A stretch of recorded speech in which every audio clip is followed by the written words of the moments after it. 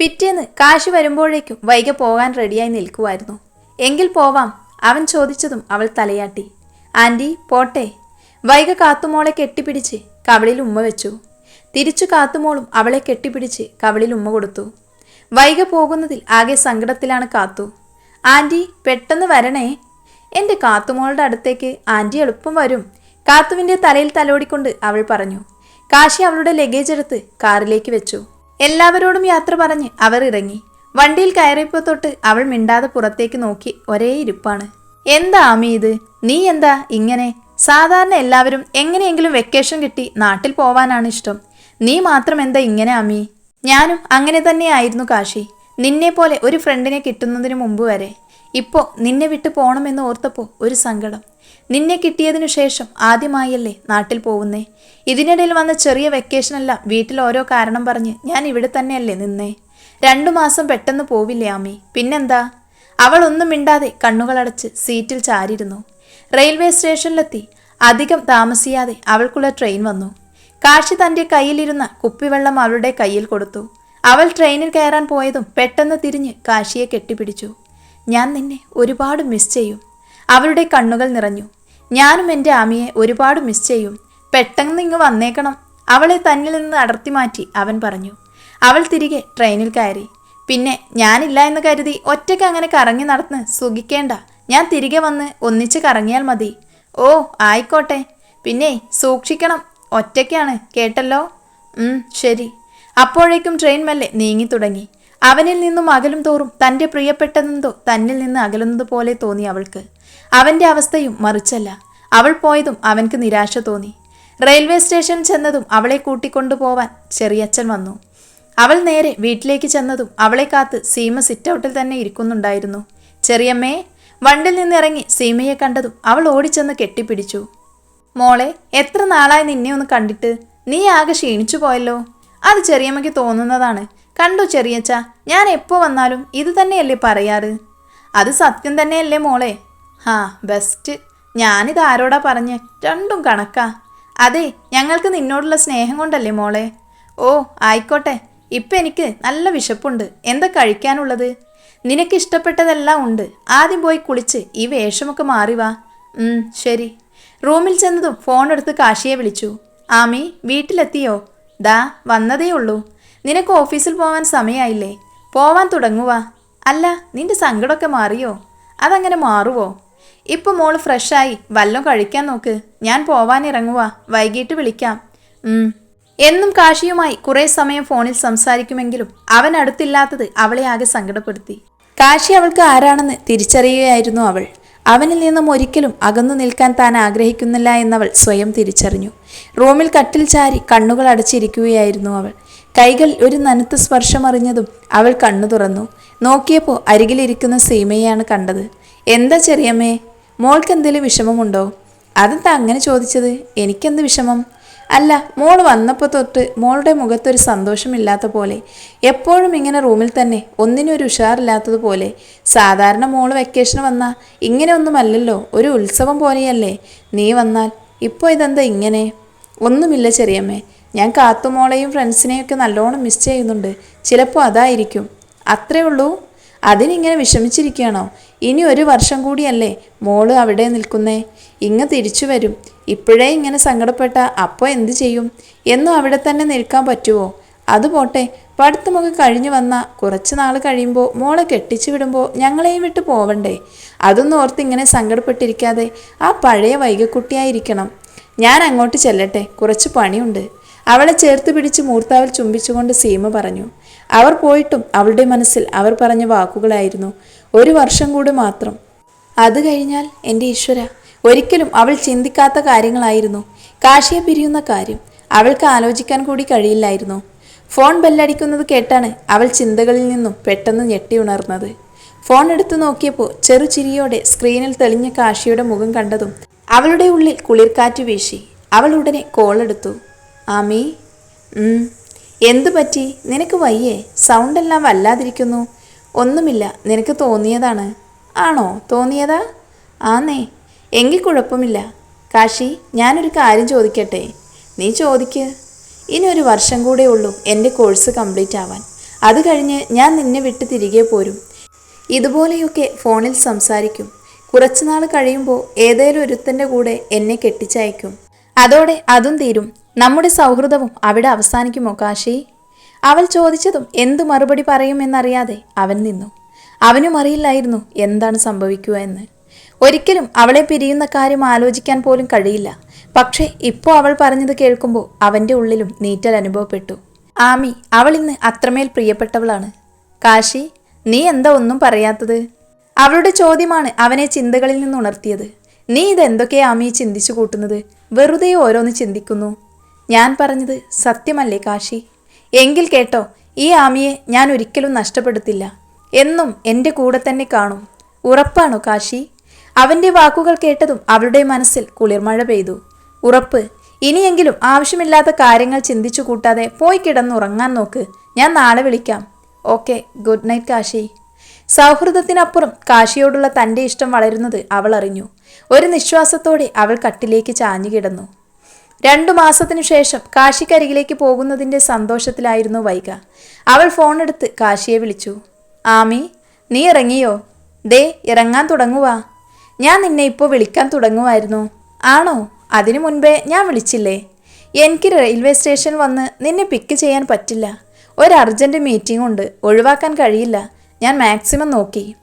അവൻ പറഞ്ഞു കേട്ടതും അവളുടെ മുഖം വാടി. അവളുടെ മനസ്സ് ആകെ അസ്വസ്ഥമാകുന്നത് അവൾ അറിഞ്ഞു. സോറി ആമി, നിന്നെ കാണണമെന്ന് എനിക്കും ആഗ്രഹമുണ്ട്. പക്ഷേ ഇവിടെ ഞാൻ പെട്ടുപോയി. അല്ലേ, നീ ഇവിടെ എത്തുന്ന നിമിഷം തന്നെ എൻ്റെ ആമിയെ കാണാൻ ഞാൻ വന്നേനെ. സത്യമായിട്ടും ആമി. സാരമില്ല കാശി, മീറ്റിങ്ങിന് പോവാതിരിക്കാൻ പറ്റാത്തത് കൊണ്ടല്ലേ. അത് സാരമില്ല. അവന് വിഷമമാവണ്ട എന്ന് കരുതി അവൾ പറഞ്ഞു. നാളെ എന്തായാലും കാണാൻ പറ്റില്ല. ഒരു കാര്യം ചെയ്യാം, മറ്റന്നാൾ വൈകിട്ട് ഞാൻ വന്ന് നിന്നെ കോളേജിൽ നിന്ന് പിക്ക് ചെയ്തോളാം. അത് കേട്ടപ്പോൾ അവളുടെ മനസ്സ് ശാന്തമായത് അവൾ അറിഞ്ഞു. എന്നാ ശരി, ഞാൻ വെക്കുവാ. ട്രെയിൻ കയറിയിട്ട് വിളിക്ക്. ശരി കാശി. ഫോൺ വെച്ചതും അവൾ ബാഗുമെടുത്ത് താഴേക്ക് ചെന്നു. ഇറങ്ങാം മോളെ. ഇറങ്ങാം ചെറിയച്ച. അവളുടെ കയ്യിൽ നിന്ന് ബാഗ് വാങ്ങി അയാൾ വണ്ടിയിൽ കൊണ്ടുവച്ചു. ചെറിയമ്മേ. പോട്ടെ. അവൾ സീമയെ കെട്ടിപ്പിടിച്ചു. അവരുടെ കണ്ണുകൾ നിറഞ്ഞു. അയ്യേ, എന്ത് സീമക്കുട്ടി ഇത്? ഇങ്ങനെയാണോ എന്നെ പറഞ്ഞു വിടുന്നേ? എനിക്ക് വിഷമാവില്ലേ? അവൾ പറഞ്ഞതും അവർ കണ്ണു തുടച്ചു. അവൾക്ക് നേരെ പുഞ്ചിരിച്ചു. കണ്ടോ, ഇപ്പം എന്ത് രസാ. വെറുതെ കരഞ്ഞ് അലമ്പാക്കല്ലേ. വൈഗ ഒരിക്കൽ കൂടി അവരെ കെട്ടിപ്പിടിച്ച് യാത്ര പറഞ്ഞ് വണ്ടിയിൽ കയറി. ബാംഗ്ലൂർക്കുള്ള യാത്രയിൽ അവളുടെ മനസ്സിൽ തെളിഞ്ഞു നിന്നത് കാശിയുമായുള്ള ആദ്യ കൂടിക്കാഴ്ചയായിരുന്നു. പിന്നീട് സൗഹൃദവും എല്ലാം ഒരു ചിത്രകണക്കെ അവളുടെ മനസ്സിലൂടെ കടന്നുപോയി. ഓർമ്മകൾ കൂടുകൂട്ടിയ മനസ്സിൻ്റെ തളിർച്ചില്ലയിൽ നിറമുള്ള 1000 ഓർമ്മകൾ അവളുടെ ചുണ്ടിൽ ഒരു ചെറു പുഞ്ചിരി വിരിയിച്ചു. ഫോണിൽ കാശിയുമൊത്തുള്ള ഫോട്ടോയിൽ മിഴി നട്ടിരിക്കുകയാണ് വൈഗ. വിധി എനിക്ക് നൽകിയ ഏറ്റവും വലിയ സമ്മാനം നിന്റെ സൗഹൃദമായിരുന്നു. ഇന്നെനിക്കറിയില്ല, വെറും സൗഹൃദം മാത്രമാണോ, അതോ അതിനപ്പുറം നീ എനിക്ക് ആരാണെന്ന്. ഞാൻ പറയാതെ പറഞ്ഞ എൻ്റെ ഇഷ്ടം നീ അറിയാതെ അറിയണം. പിറകിലേക്ക് ചാരി മെല്ലെ കണ്ണുകളടച്ച് അവളിരുന്നു. രാവിലെ ഫോൺ ബെല്ലടിക്കുന്ന കേട്ടാണ് വൈഗ ഉണർന്നത്. ഫോൺ എടുത്തതും കാശിയുടെ കോൾ കണ്ട് അവളുടെ മുഖം വിടർന്നു. അല്ല, എന്താ ഇത്ര രാവിലെ തന്നെ? ഫോൺ എടുത്തതും അവൾ അവനോടായി തിരക്കി. നിന്നെ കുത്തിപ്പൊക്കാൻ തന്നെ ഇതുവരെ എഴുന്നേറ്റില്ല അല്ലേ? അത് സമയമാവുന്നല്ലേ ഉള്ളൂ. ഇനി കിടന്നുറങ്ങണ്ട. കുറേ നേരം കൂടെ കിടന്നുറങ്ങിയിട്ട് സമയമാവുമ്പോൾ കിടന്ന് വെപ്രാളം പിടിച്ച് ഓടാനല്ലേ? ഇനിയും ഇഷ്ടംപോലെ സമയമുണ്ടല്ലോ. ഇനി സമാധാനമായി റെഡിയായി സമയത്ത് പോകാലോ. അതെ, ഈ വിളിച്ചുണർത്തൽ കലാപരിപാടി ഇന്ന് മാത്രമുള്ളോ, അതോ നാളെയും ഉണ്ടാകുമോ? ഒരു കളിയോടെ അവൾ ചോദിച്ചു.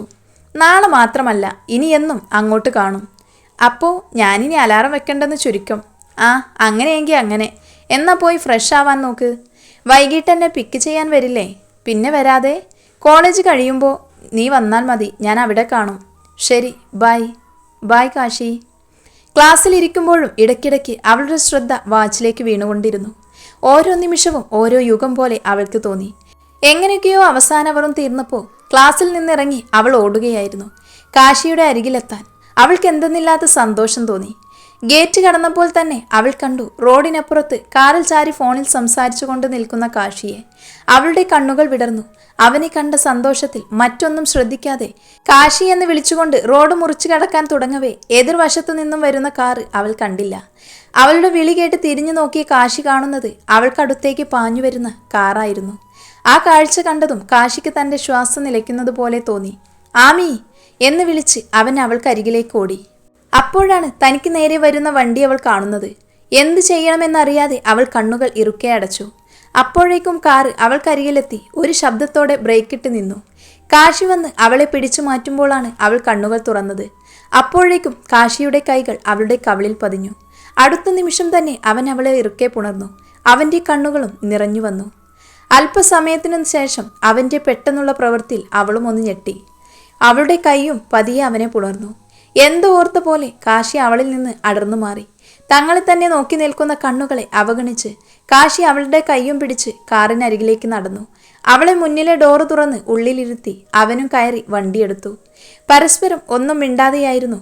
കുറച്ചു കഴിഞ്ഞപ്പോൾ ഒരു സൈഡിലേക്ക് കാർ ഒതുക്കി നിർത്തി. വൈഗ മിഴികൾ ഉയർത്തി അവനെ നോക്കി. അവളെ തന്നെ നോക്കിയിരിക്കുകയാണ് കാശി. അപ്പോൾ വേദനിച്ചോ? അവളുടെ കവിളിൽ തലോടിക്കൊണ്ട് അവൻ ചോദിച്ചു. പിന്നെ പടക്കം പൊട്ടണ പോലെ അടി തന്നിട്ട് വേദനിച്ചോന്നോ? അവൾ ഗൗരവത്തോടെ കാശിയുടെ നേരെ തിരിഞ്ഞോണ്ട് ചോദിച്ചു. സോറി ആമി, ശരിക്കും ഞാൻ പേടിച്ചുപോയി. ഒരു നിമിഷം എൻ്റെ ഹൃദയം നിന്നതുപോലെയായി തോന്നി. എത്ര പ്രാവശ്യം ഞാൻ നിന്നോട് പറഞ്ഞിട്ടുണ്ട് ഇതുപോലെ ശ്രദ്ധയില്ലാതെ ക്രോസ് ചെയ്യരുതെന്ന്. ഒരു നിമിഷം ഒന്ന് തെറ്റിയിരുന്നെങ്കിൽ എന്താവുമായിരുന്നു ആമി? നീ ഒന്ന് ചിന്തിച്ചു നോക്ക്. ഞാൻ എന്തുമാത്രം പേടിച്ചെന്നോ? നിനക്ക് എന്തേലും പറ്റിയിരുന്നെങ്കിലോ? എനിക്ക് ആലോചിക്കാൻ കൂടെ വയ്യ ആമി. എന്തിൻ്റെ പേരിലും നിന്നെ നഷ്ടപ്പെടുത്താൻ എനിക്ക് കഴിയില്ല. അവൻ പറഞ്ഞതും അവൻ്റെ കൺകോണിൽ നനവ് പടർന്നു. വൈഗയുടെ ഉള്ളിലും നോവ് പടർന്നു. അവന് താൻ എത്രമാത്രം പ്രിയപ്പെട്ടതാണെന്ന തിരിച്ചറിവ് അവളുടെ ഉള്ളിൽ ഒരു തണുപ്പ് പടർത്തി. സോറി കാശി, ഞാൻ നിന്നെ കണ്ട സന്തോഷത്തിൽ അപ്പോൾ വേറൊന്നും എനിക്ക് മുന്നിൽ കണ്ടില്ല. നിന്റെ അരികിലേക്ക് എത്തണമെന്ന ചിന്ത മാത്രം ഉള്ളായിരുന്നു. ഇനി ഞാൻ ശ്രദ്ധിച്ചോളാം കാശി. അവൾ അത് പറഞ്ഞതും കാശിയുടെ മുഖത്ത് ചിരിവിടർന്നു. പിന്നെ എന്നെ തല്ലിയില്ലേ നീ? എനിക്ക് നല്ല വേദന എടുത്തു. അതുകൊണ്ട് എനിക്കൊരു ഐസ്ക്രീം വാങ്ങിത്തരണം. അതെൻ്റെ ഫേവറേറ്റ് ചോക്ലേറ്റ് ഫ്ലേവർ. അവനെ നോക്കി ചിരിയോടെ അവൾ പറഞ്ഞു. ഒന്ന് മതിയോ? തൽക്കാലം ഒന്ന് മതി. ഇങ്ങനെ ഒരു ഐസ്ക്രീം കൊതിച്ച് അവളെ നോക്കി ചിരിച്ചുകൊണ്ട് അവൻ വണ്ടിയെടുത്തു. വൈഗയെ വീട്ടിലാക്കി തിരികെ എത്തി ഫ്ലാറ്റിൻ്റെ ബാൽക്കണി പുറത്തേക്ക് മിഴികൾ നട്ടിരിക്കുകയായിരുന്നു കാശി. അപ്പോഴും ഇന്ന് സംഭവിച്ച കാര്യങ്ങളായിരുന്നു അവൻ്റെ മനസ്സിൽ. ഒരു നിമിഷം ഒന്ന് തെറ്റിയിരുന്നെങ്കിൽ എൻ്റെ ആമി. അവിടെ ആ കുറച്ച് സെക്കൻഡുകൾ ഞാൻ അനുഭവിച്ച ടെൻഷൻ എനിക്ക് ഓർക്കാൻ കൂടെ വയ്യ. ഒരിക്കലും അവളെ വേദനിപ്പിക്കണമെന്ന് കരുതിയതല്ല. പക്ഷേ അപ്പോൾ പെട്ടെന്ന് അങ്ങനെ സംഭവിച്ചു പോയി. അവൾക്ക് എന്തേലും ഒന്ന് സംഭവിച്ചിരുന്നെങ്കിൽ ആലോചിക്കാൻ കൂടെ കഴിയില്ല. പിന്നെ ഈ കാശിയില്ല. അറിയില്ല ആമി, നിന്നോടുള്ളത് സൗഹൃദമോ അതോ അതിനു മുകളിൽ ഒരിഷ്ടമാണെന്ന്. ഒന്നറിയാം, ഇന്ന് നീ എൻ്റെ പ്രാണനാണ്. ഒരിക്കലും നിന്നെ നഷ്ടപ്പെടുത്താൻ എനിക്ക് കഴിയില്ല.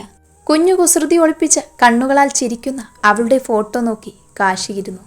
അവൻ വീണ്ടും ഒന്നുകൂടെ ഫോണിലെ ഫോട്ടോയിലേക്ക് നോക്കിയിരുന്നു. പിന്നെ അവളുടെ നമ്പറിലേക്ക് വിളിച്ചു. 2 റിങ്ങിൽ തന്നെ അവൾ ഫോണെടുത്തു. എന്താ പതിവില്ലാതെ ഈ സമയത്തൊരു വിളി? നീ കിടന്നായിരുന്നോ? ഇല്ല, കിടക്കാൻ തുടങ്ങുമായിരുന്നു. നാളെ വൈകിട്ട് ഒരു 5 മണിയൊക്കെ ആവുമ്പോൾ റെഡിയായി നിൽക്കണം. ഞാൻ വരും. എന്താ കാശി, എവിടെ പോവാനാണ്? അതൊക്കെ ചെല്ലുമ്പോൾ അറിയാം. ഓ, അപ്പോൾ പറയില്ല? ഇല്ല. ഓ ആയിക്കോട്ടെ. അപ്പോൾ പറഞ്ഞ പോലെ ഇപ്പോൾ പോയി കിടന്നുറങ്ങിക്കോ. Good night Ami. Good night. Phone വെച്ചതും അവളുടെ മനസ്സിലും ഒരുപാട് ചോദ്യങ്ങൾ ഉയർന്നു. എന്നാലും എവിടേക്കായിരിക്കും? സാധാരണ ഇങ്ങനെ പറയാതെ ഒരിടത്തും കൊണ്ടുപോയിട്ടില്ല. ആർക്കറിയാം, ചില സമയം എന്തൊക്കെയാ അവൻ കാട്ടിക്കൂട്ടുന്നത് പോലും അറിയില്ല. പക്ഷെ ഒന്നറിയാം, ഇന്ന് ആമിയുടെ ജീവനും ജീവിതവും അത് നീയാണ് കാശി. എൻ്റെ ഹൃദയതാളം പോലും നിനക്ക് വേണ്ടിയാണ്. ഓരോന്നാലോചിച്ച് അവളും പതിയെ ഉറക്കത്തിലേക്ക് വഴുതി വീണു.